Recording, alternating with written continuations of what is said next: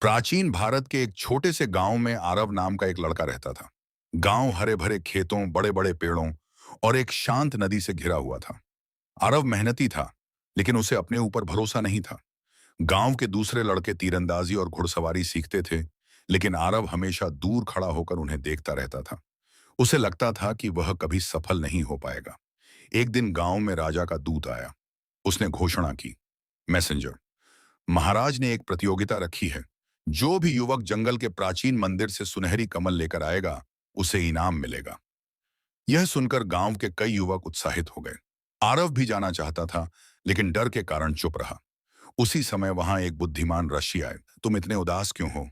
आरव, गुरुदेव, मैं जाना तो चाहता हूं, लेकिन मुझे डर लगता है कि मैं असफल हो जाऊंगा। सेज मुस्कुराए और बोले, सेज, जिसे खुद पर भरोसा नहीं होता, उसे कोई भी सफल नहीं बना सकता। ऋषि की यह बात आरव के दिल में उतर गई।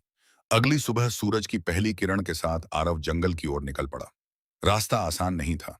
घना जंगल, तेज बहती नदी और ऊंची पहाड़ियां उसके सामने थीं। एक पल के लिए उसे डर लगा। उसने सोचा कि वापस लौट जाए, लेकिन तभी उसे आरशी की बात याद आई। खुद पर भरोसा रखो। आरव ने हिम्मत जुटाई और आगे बढ़ता गया। कुछ समय बाद उसे जंगल के बीचों बीच एक प्राचीन मंदिर दिखाई दिया।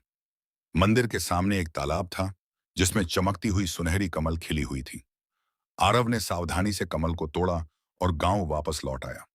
जब गांव वालों ने उसे देखा, तो सभी हैरान रह गए। राजा ने खुशी से कहा, किंग, आरव, तुमने साबित कर दिया कि सच्ची ताकत हमारे आत्मविश्वास में होती है। उस दिन के बाद आरव का जीवन बदल गया। अब वह हर काम पूरे भरोसे के साथ करता था। नरेटर। और इसी तरह आरव ने सबको एक बड़ी सीख दी।